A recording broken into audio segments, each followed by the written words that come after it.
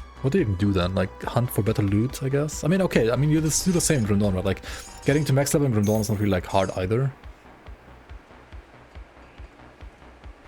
I mean, I personally like PoE2 more gameplay-wise than PoE1, but of course the endgame is lacking, like, big time still. It's like an incomplete game. I like the foundation more in PoE2 than PoE1, but yeah, balance and, like... I mean, PoE2 is, like, what, 33% complete when it comes to classes, skills, and items.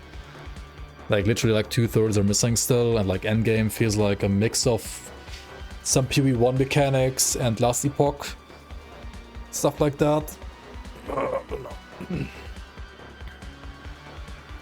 Morganath is harder than some of the secret bosses. Oh yeah, true, I completely forgot about, like, dungeons, like skeleton key dungeons, right? You also have currently 5 skeleton key dungeons in the game.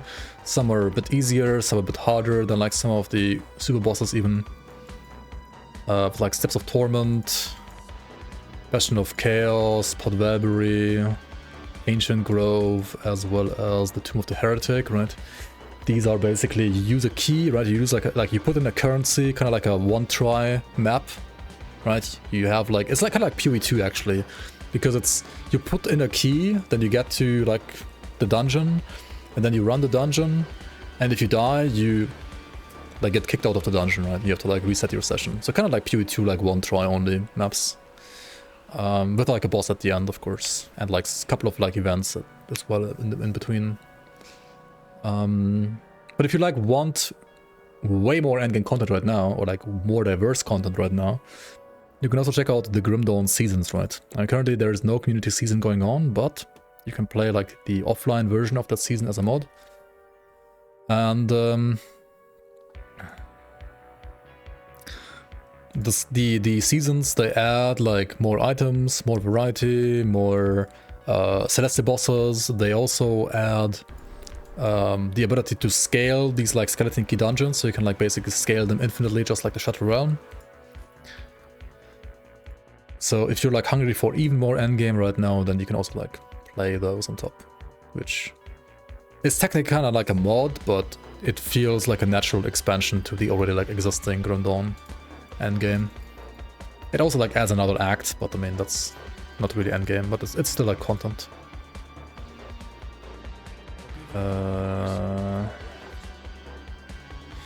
Yeah, anyway, I think this character is... Wait, do I need to like choose this shoulder pad maybe? That will fix my pierce stress, but do I need to fix that even? Kinda. I need to fix my poison and bleed mostly actually. This one is poisoned elemental. I would lose vitality there. I mean, Runestone is another 12%, right? 12% Aether, Acid, and Elemental.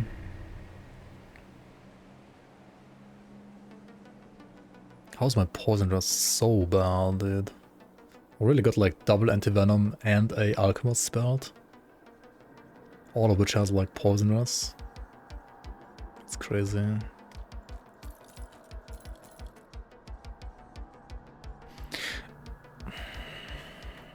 Minus 50. That's like 46 poison rust, right? Yikes. I think everything else is fine, like being like sub 80 in ultimate at Act 1 for Pierce is fine, Elemental is like basically fine too. But poison is really bad, man. And for that, ideally I would like to be honored with Devil's Crossing, but I...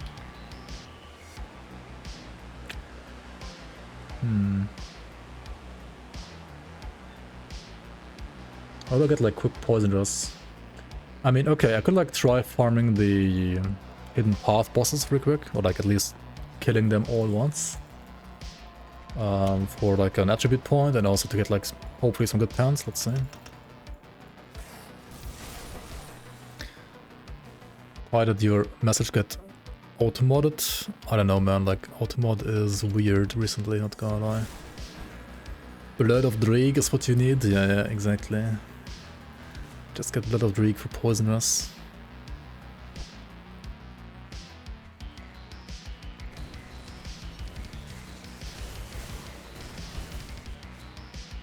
Also Grim Dawn, way more so than like PoE or Lost Epoch, is a lot more about like campaign map exploration as well, because there's literally hidden maps like these, right? Like hidden parts of the map like these that you don't see on the map. But if you know where to go and explore properly, then yeah, there's all of a sudden like a new unique boss here that you've never seen before. Which drops an item that you otherwise also can't get. And Grim Dawn is like full of these areas.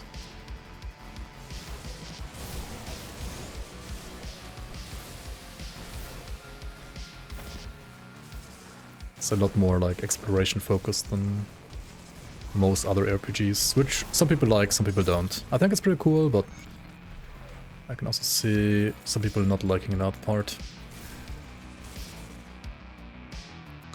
No poison rest on this one, unlucky.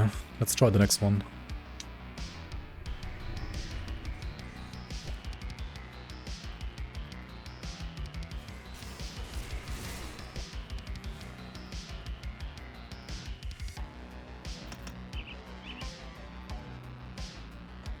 I'm pure physique, but I mean I'm a pure Arcanist right now, so I do need pure physique.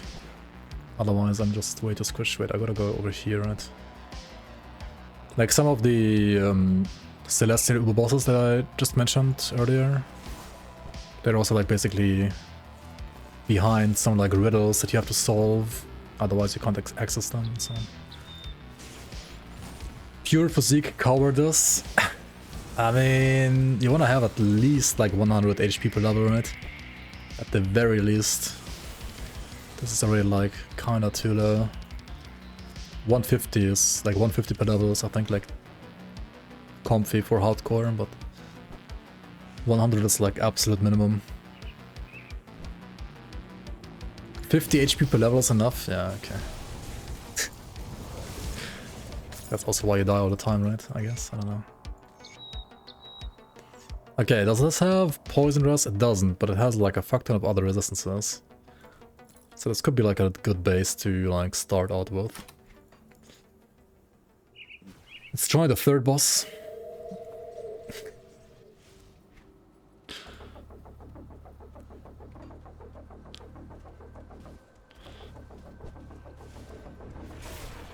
Summoning Kalagadra without knowing the consequences was quite a wake-up call. Yep. Yeah, honestly, like, if you do that on hardcore and you're not reading what it says and so on, like... You can just, like, insta one-shot you, pretty much. And then you're just dead. Fun mechanics, right? Match Queen too? Oh yeah, true, we can do Match Queen as well. Which is a hidden boss inside a hidden area, inside a hidden area. Right. Skill issue? True. Could have killed like Kala on hardcore level 30, right? When she's like pro level 80 or something like that. Mog Drogon? Yeah. He can also just smack you if you disrespect him and you don't know what he's doing.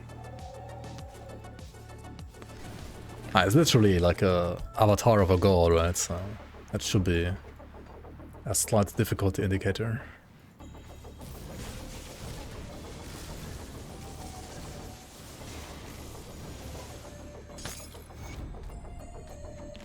The Runestone of Dweeb. Dreeg. Bismiel, actually. Never saw the Mad Queen before. Well, you can see where she actually lives now. Here is where she lives. If you're an Arcanist, her fight is kind of comfy. Because she screams, right? And she glows while she screams. And she puts up a red aura, but you can just like nullify the aura instantly. And then mirror up and like smack her while she tries to kill you, but she does no damage anyway. But yeah, the tricky thing about her is she screams, has like a red glow when she screams. Like she screams a lot, but like sometimes she screams and has like a red glow, and then she puts up like a red aura around her, and while she has this aura, any projectile that you hit her with, and many things count as projectiles, even like the fire on the ground from like Wire Smite counts as projectiles, will trigger like a retaliating spikes from her, and those can shotgun you, and yeah, they can just like kill you very fast while shotgunning. But yeah, if you are an Arcanist, you can just nullify that aura, and then she can't retaliate you, even though Panetti would be a skill that obviously like triggers the aura like crazy. Price of what I've got left.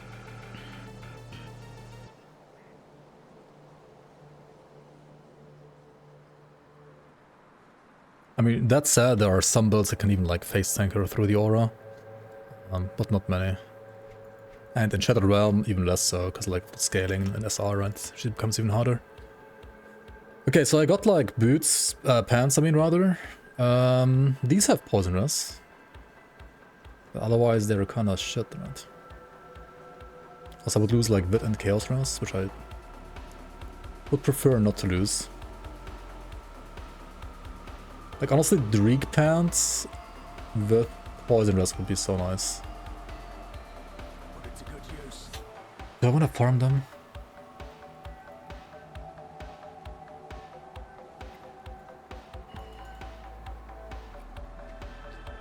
I mean, how else do I fix my rest? Because like, oh wait, I could also like do boots from Homestead, right? From Black Legion. Like my boots are like level 20, right? Level 30, never mind. It's still like terrible. At this point at least. I could buy these fix... honestly nothing, but they are very tanky. But they do fix pretty much nothing. This gear is like all good to fix Aetherus. Like literally this has Aetherus, this has Aetherus, and this has Aetherus. These have Aetherus. The head has Aetherus. This is crazy. Everything has Aetherus.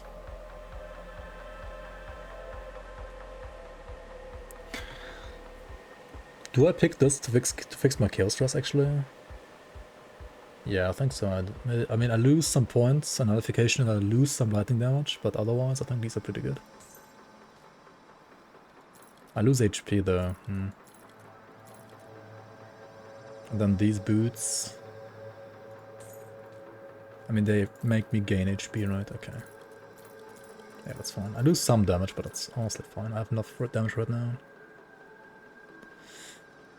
And now I just need poison rest, right?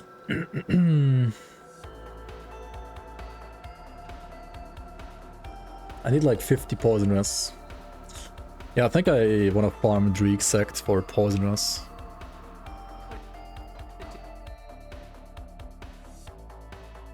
Yeah, 100 HP is like a bare minimum, yeah.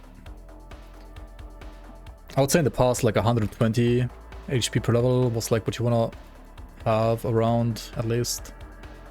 But I think it's more like 150 now per level. And endgame ideally like even more. Be safer.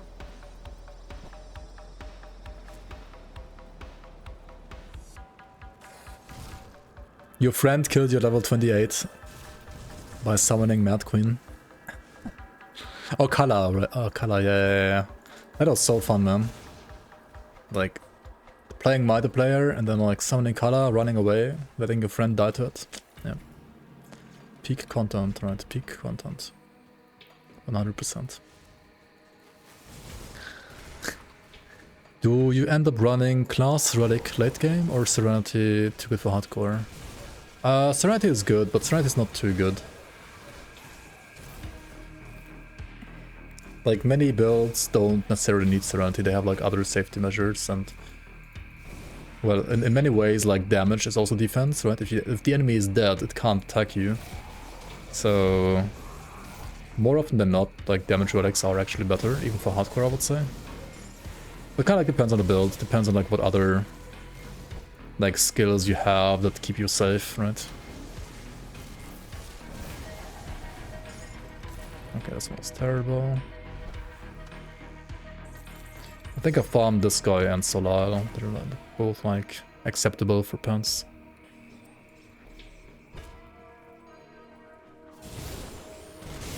Yeah, these have natural Vitality Rust and these have natural Aether and Bleed Rust. So getting either of the two with Poisonous on top would be the goal here.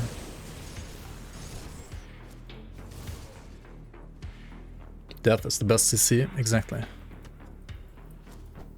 Yeah, like 150 HP is like the goal per level now, I would say for sure. I mean, for campaign you can like get away with like 100 per level as minimum, as me right now, but for like harder content, definitely want like 150 HP per level.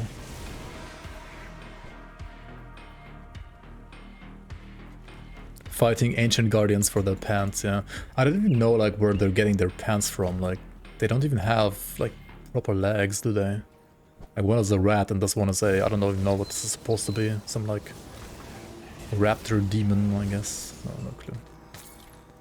Rampage has poison rust actually. 17% only though. Why is it so low? What the hell?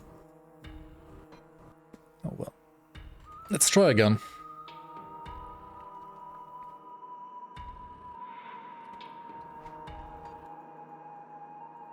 $180. 180 is very comfy. I would say 150 is like minimum. Why not rainbow filter? Because I like to clean my windows. I mean, I like my windows clean. I like my in-game windows clean. I mean, I don't need it. I mean, I play with it sometimes, actually. I like to play sometimes with, sometimes without. I don't really need it, but if you're a new player, I would definitely recommend you to check out the rainbow filter, because it does make reading, especially green items, a lot easier, like evaluating green items rather a lot easier. Like knowing which items are worth keeping, which ones aren't keeping, etc, etc. It does help a lot. I think rainbow filter became like a bit less important now that monster frequents have like this symbol here, and also that like double rare items have like another like symbol as well. Like it is easier to spot like rare or like good items without rainbow filter now. But it can still help, right? But it's not necessary anymore. Dominators. Dominator is like a pet prefix, but it does also give you, I believe, like physical resistance, or at least it used to. In this case, it's no poison rest though, which is honestly more important, so it's kind of trash. Oh, rainbow filter only for item names, coloring all the stats kind of like burns your eyes, yeah. I also like often prefer not playing with rainbow filter, because yeah, rainbow filter can give you like more visual clutter than you want sometimes, for sure. You miss rainbow filter in PoE? Wait, can't you like do whatever you want in PoE anyway? I guess it's only like for loot that like drops on the ground, but not like for loot that you look at. Not sure. Yeah, HP depends a lot on the class as well. Like some classes with like double HP steroids, they hit like 20k easily. Others don't. But also the ones that usually have like a high HP pool, they most of the time have less percent absorption. Like Arcanist, for example, has the least HP in the game, but it has like the highest percent absorption on Maven Sphere, so the EHP is a lot higher in Arcanist than you would usually think.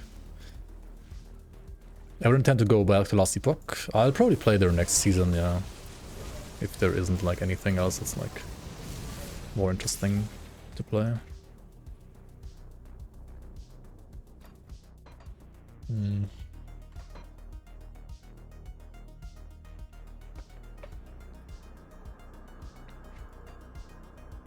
Why am I not starting in Devil's Crossing, by the way? That's weird. Is it not walking here to the starting location? Come see what's left of my wares. Okay, what was the best one so far that I got? Honestly, this one wasn't. Oops, this one wasn't bad. It has no poison rest, but otherwise it's actually really good. This one is Hot Garbaggio, and then this one also had, I think, like some poison rest, but it's otherwise not that great. Okay, what about this one? Lit and Aether. No. Good yet. How you doing? DS Enjoyer. Grim Dawn Season 7 Enjoyer. Panetti good on this patch? I think so, yes. At least for leveling, so far it's very good, and well, I've also like seen some endgame builds, like at least for stuff like Crucible and Shadow Realm farming, it should be very, very good. I mean, Celestia bosses, who knows? Probably doable too, if you kite well. Do you have a plan for a finished version of this build? Right now, no. Right now my focus is actually like rather on just like seeing how good this is for leveling as like a fresh start.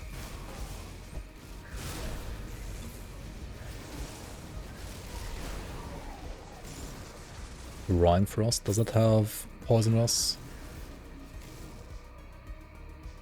It doesn't. That would have been too good.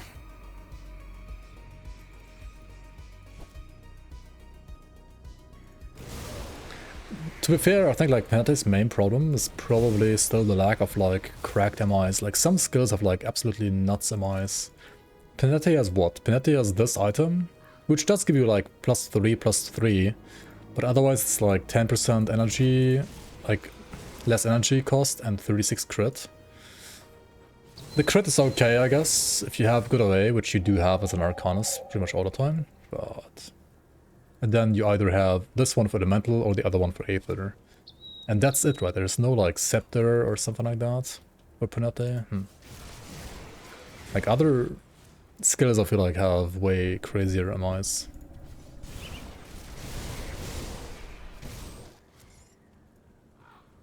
I mean, in the league, right? The Community League has like another one-hander for Panetti actually.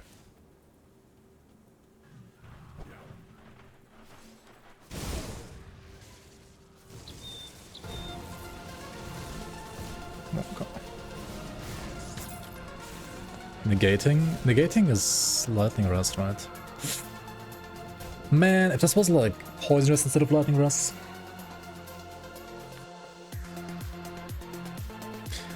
That's true, Husitos. Once you get to like level 90, there are like great faction items from like Mammoth as well as from Conclave, right? From Act 6 and 7. That's true, actually. Already missed the league. How's your Titan Quest adventure? You're getting like pretty good views, honestly, with Titan Quest. That's kind of crazy. Like, didn't know like so many Russian people are playing Titan Quest, or like are interested in Titan Quest too.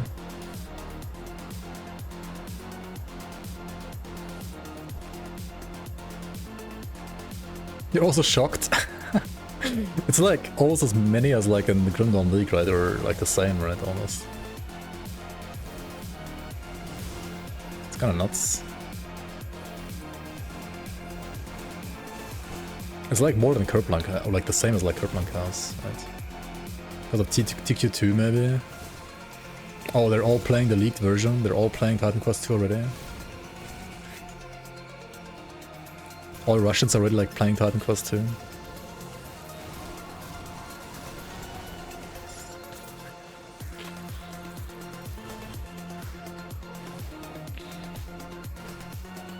I mean, TQ2 is hype for sure, for sure. Like apart from the leak though, did we have like any actual news? I kinda wanna play Early Access, man. Do we know when Early Access is out?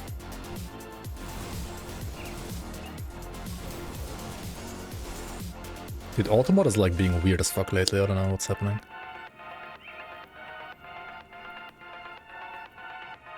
Oh, you were permabanned for 2 weeks for showing YouTube video of Titan Quest 2 or like leaks. I mean, that's why you don't do that. What the fuck? That's kind of obvious.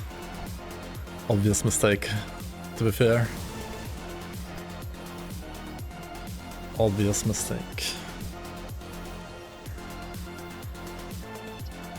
I mean, I didn't know that though, but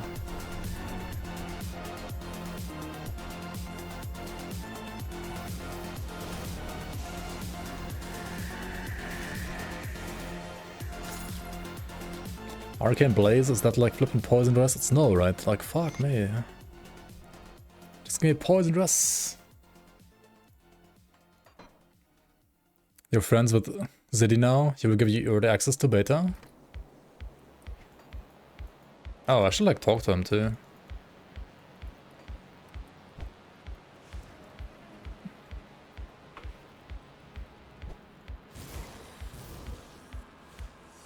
Like to close beta or like to like are you gonna be able to stream it? No, right? Like you're gonna get like access to like closed beta maybe, but like that's not streamable, right? At least right now it's not.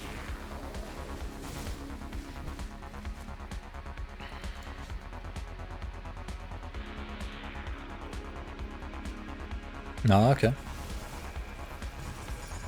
That's cool. I wanted to like write them like half a year ago, but then I didn't. I should have written them, I guess. I mean, I could still do it. I could also like just go to their studio, interview them, and then like ask them live if I get like a new key, right? Like their studio is like in my town, like literally where I live, so.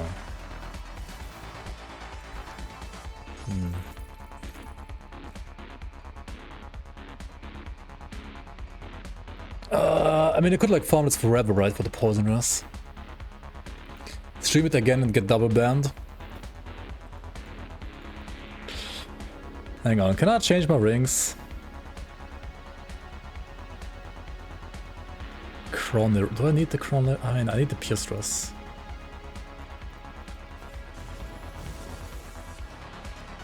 Goddess Ring doesn't have poisoners either, right? Dude, poison is like so easy to get on some classes, but like so hard to get on other classes, it feels like.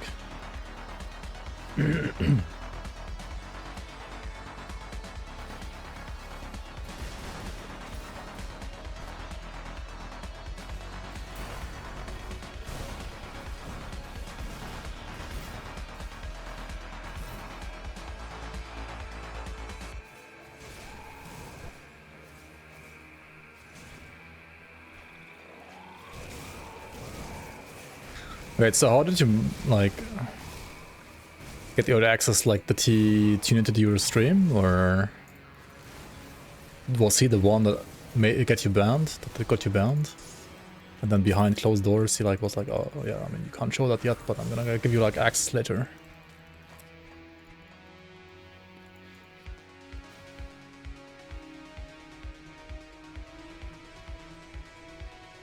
I mean, we could like farm Bismuth pants instead, right? I guess. Poison us. You're getting early access, but you can't play it. Can't stream it. You can't stream it earlier than the actual early access release.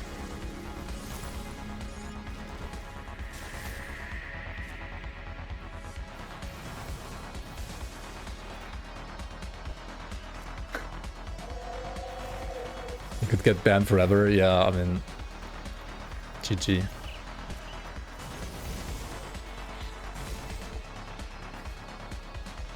I mean, that's good content for me, right? You can get banned and I can react to your ban and to your content. Yeah, that sounds good, right? Sounds worth it for you.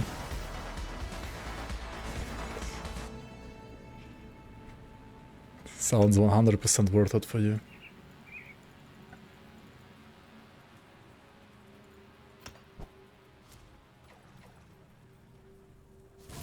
Pew pew pew pew pew pew pew pew pew pew pew pew. Vigorous of fucking ruin. This is ruining. Okay, I should like actually farm Bismuth too, right? For pants. At least I have like poison space.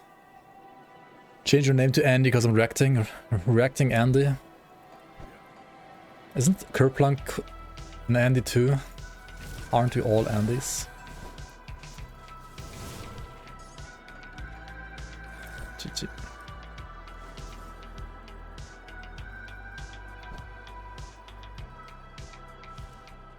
And you can go here too, right? Yeah.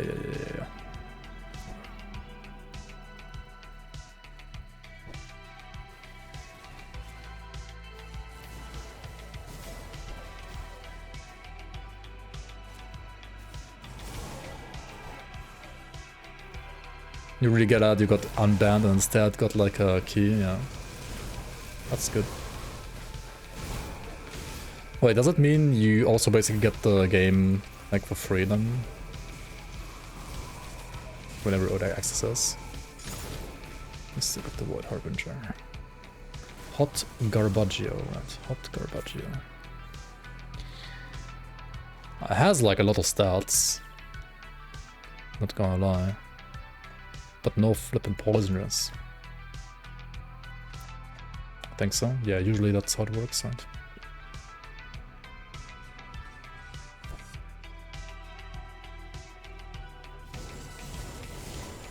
Okay, hold the phone. I'm gonna write him though. Okay, but like, how did you get in contact?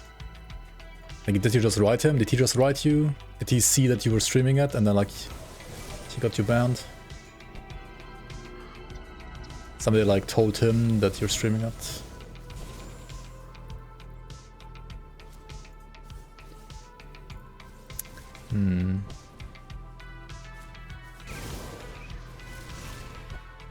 Maybe I should stream it too then, right?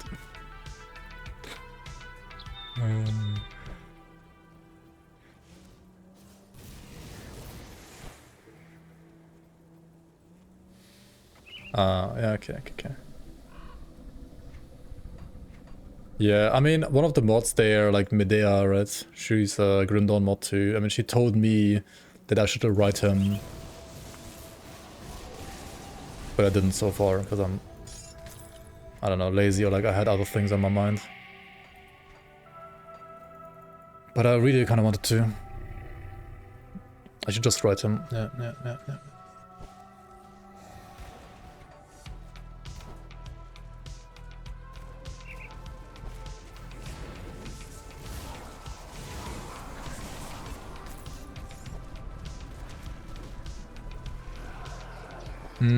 That's cool.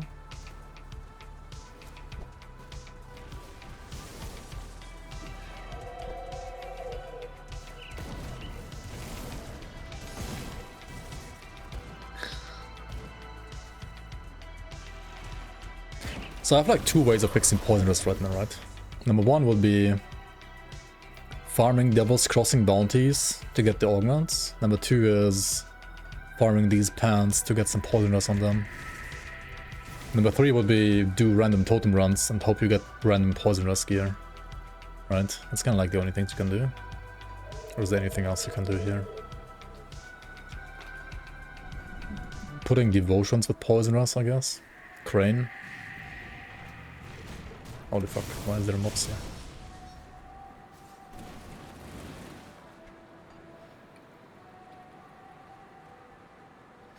Rat has poisonous, this has poisonous, this is...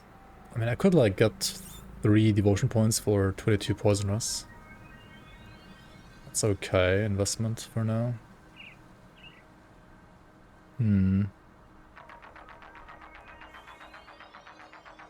Problem is, I'm kind of like locked right now, right? I can't really... I could like remove points from Chariot, I guess. Like 1 point from Jackal, get this point instead.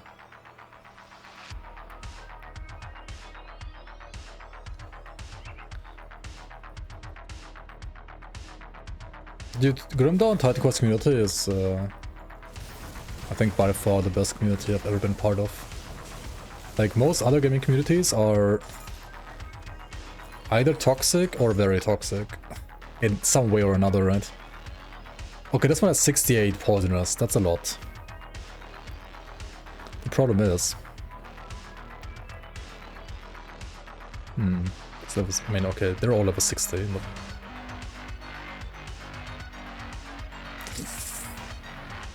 or I just like play Praetorian, right?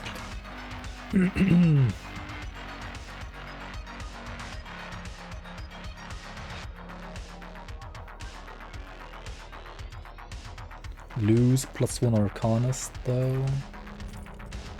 Dude, look at my DPS. Holy fuck, this. +1 Arcanist is way too much DPS. Oh yeah, it puts me to 26 points right now.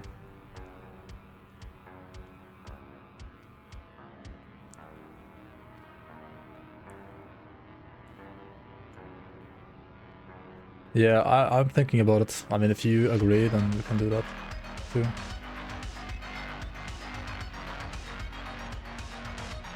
But don't tell him. Unless he's already here. Don't tell him. It should be a surprise.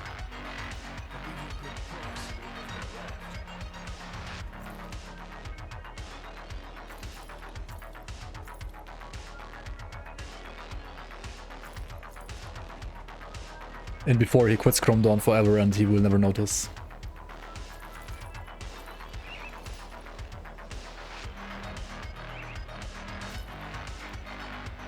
I mean, his Blaze Rush Elementalist was more insane to me, to be fair. But yeah, both are insane.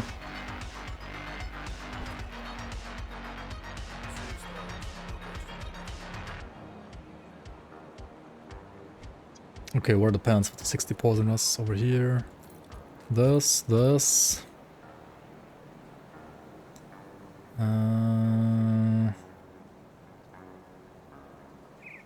And I could also like play... What if I play these two? It's super boring, but I mean... I still lose the +1, right? Which is just really good.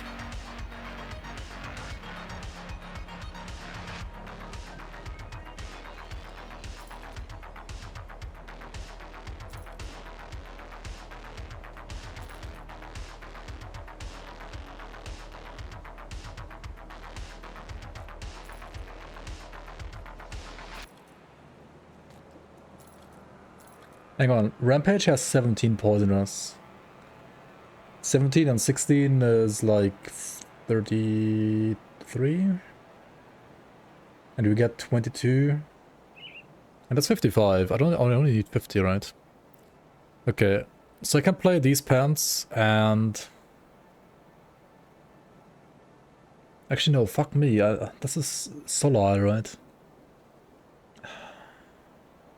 Okay, it fixes bleed. I mean, okay, Wit bleed, I can just use this component here to get like another 10 bleed and 15 bleed, 10 Wit and 15 bleed. So removing the 14 Wit here is not that big of a deal. I'm gonna be like 1 under, like 79% Wit res. That's fine, I just need to poison, and 17 poison is actually enough. I mean, or I just play... like Bismuth pants, right?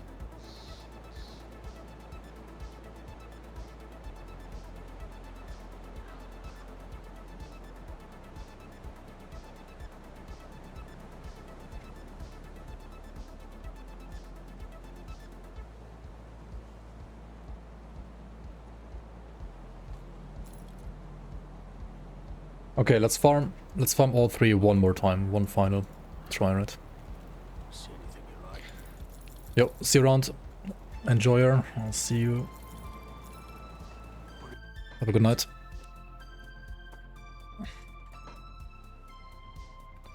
Time to play as a build for maximum toxicity. I can be toxic if you would like. I mean, okay, not all gaming communities are toxic, but many are, and I think like ARPG communities are usually rather chill though. I feel like FoA community sometimes feels a bit more toxic to me than like Rundans or Fighting Quests. I mean, we had some like weird people in Grim Dawn sometimes too as well though, actually. Like, what's his name? Like the one guy who pretended to not cheat in the league, but somehow like survived all bosses with like 1 HP. Yeah. Spooky? Right. That was kinda spooky.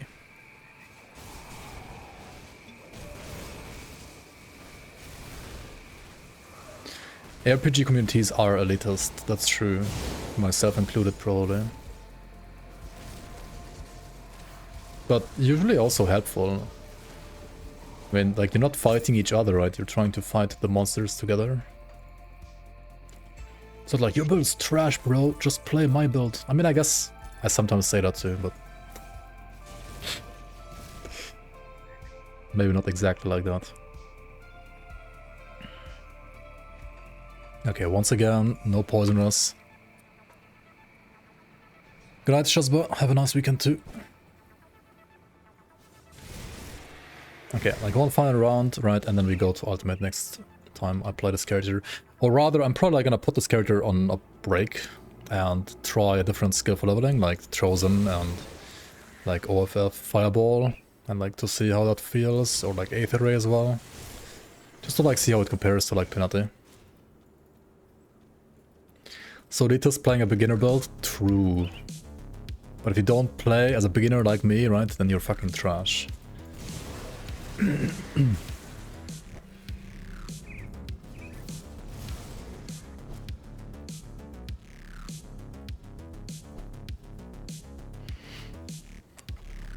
Was that elitist enough?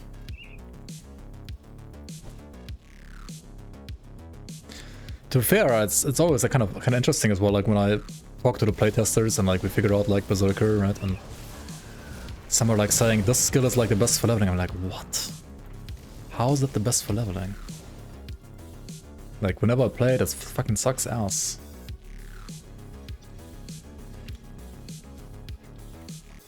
I'm not telling them, but it's kind of like what I feel like. What? And then like some of them agree, and I'm like, wait, what? Am I like too stupid to play this character, or what's happening here?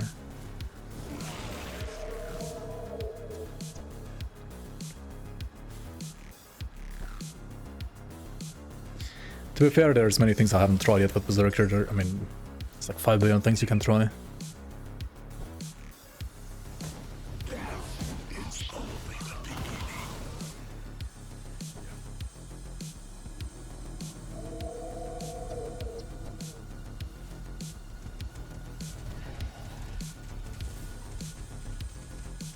Multiple zeros have been spotted. Yeah, non-PvP already is a big improvement over like PvP communities most of the time, that's true. And PvP communities are, by default, at least 50% more toxic than non-PvP communities for sure.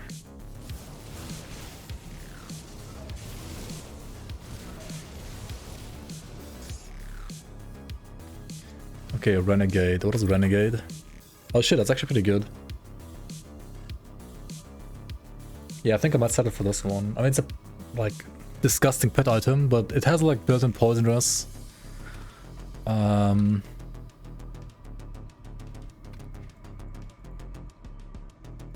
that's good enough, I think.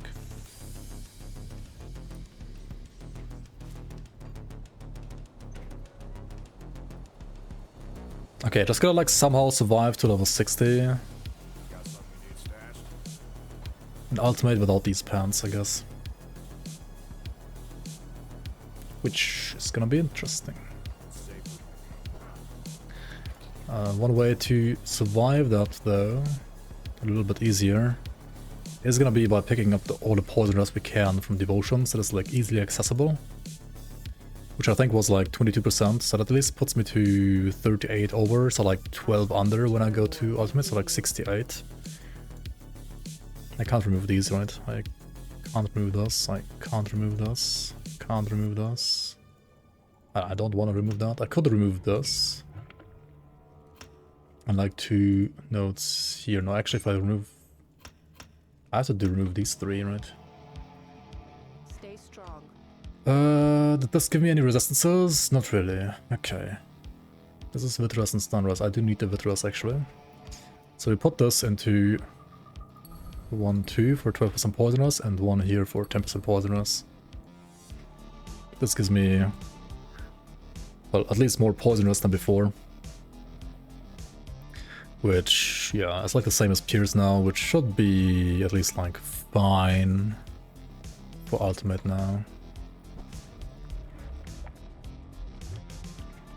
Our wrist is full. I mean, See anything you like? I mean, you always need that, yeah. If you don't have resist full, your build is trash, right? I mean, that should like legit be a high focus of your like build creation usually. Like, focus on damage for your, like, weapons. Focus on damage for, like, anything that has, like, useful skill modifiers. But otherwise... Like, I'm playing an elemental build, right? I have Aether Chaos damage on my chest. I have... Okay, this actually gives me damage. I have Vitality Aether damage on my helmet. I have Aether damage on my weapon. I have no damage on my gloves. I have no damage on my boots. I have pitiful damage on my pants, which are going to be replaced for no damage on my pants. I have no damage to matters on my belt. But it's enough damage, right? You just need to like fix your rest so you can go to ultimate as soon as possible after like clearing normal. Like we cleared all of normal, like the entire campaign, right? So next will be exit main menu and like just select ultimate.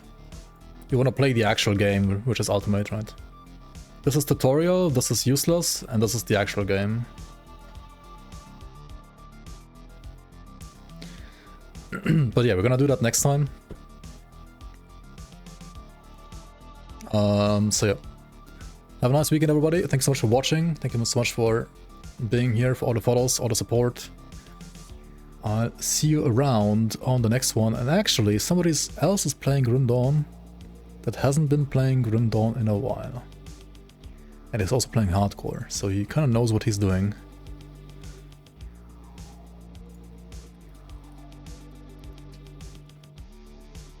One more question on YouTube. Which do you think will be better when Fangs of Current comes out for cold two-handed? Or cold two-hand? Or do you mean dual wield? Berserker Nightblade? I think Berserker Nightblade is gonna be pretty insane for dual wield cold. Probably better than Nightblade Soldier. For two-handed, like one single big two-hander.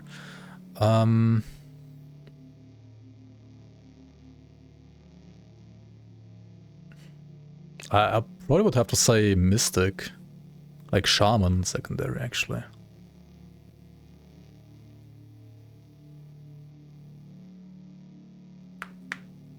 Like Shaman plus Berserker, probably. But Nightblade Berserker is gonna be definitely very good for like pretty much anything cold. Probably better for dual wield, but for two-hand, I could see that too. Actually, also Necromancer Berserker is gonna be pretty decent for two-hand cold. They even like showcase a new weapon for that. It's gonna be an interesting combination too. I haven't tried that archetype all too much during playtesting, so I can't really like tell all too much about it yet. Anyway, thank you so much. Thank you so much, guys, for watching. See you around on Discord. Link is down below. On YouTube, if you wanna like be kept updated with whenever I'm streaming. See you around. Bye bye.